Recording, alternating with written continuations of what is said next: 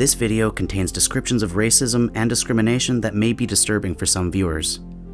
Please visit stepupnorthshore.com to access resources for additional support if needed.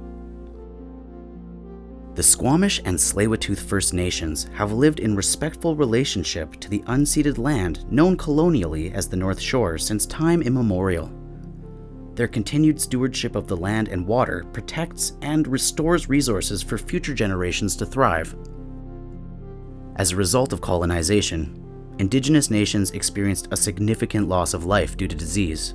Colonial policies, including the reserve system and residential schools, results in significant suffering and oppression.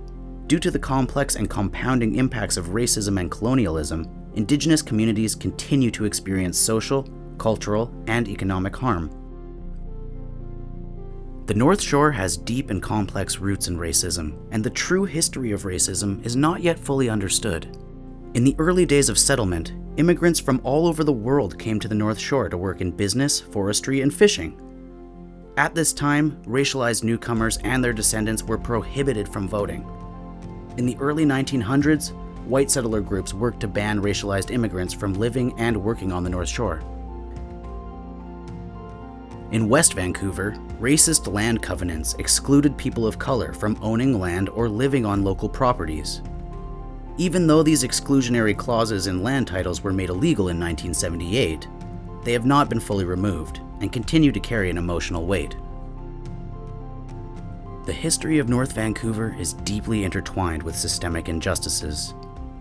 The wealth that helped build North Vancouver came, in part, through the Atlantic slave trade, where white interests benefited from enslaving Africans. Racism on the North Shore continues to be an everyday experience for many members of the community, and happens most commonly in public, in workplaces, and in community spaces. Many newcomers shared that they had experienced an attack, harassment, or discrimination because of their skin color, ethnicity, religious affiliation, or race. Newcomers who report that they have experienced racism are more likely to say that they have felt isolated and alone. They are also more likely to experience stress, anxiety, and depression that is harder to cope with, and are less likely to say that the new community is welcoming. We need to work together to eliminate racism.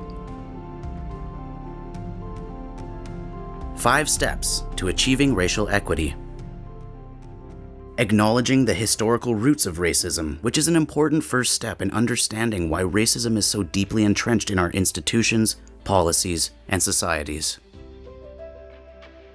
Recognizing many forms of racism, such as anti-Indigenous, anti-Black, and anti-Asian racism that created legacies of intergenerational trauma and continues to persist today. Understanding how different forms of oppression based on race, gender, ability, and other factors compound to create complex experiences of exclusion.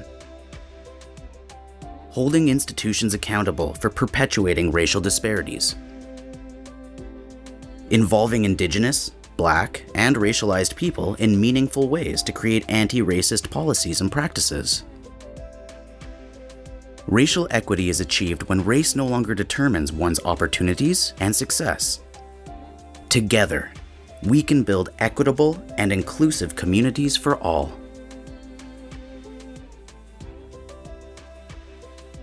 Let's eliminate racism together.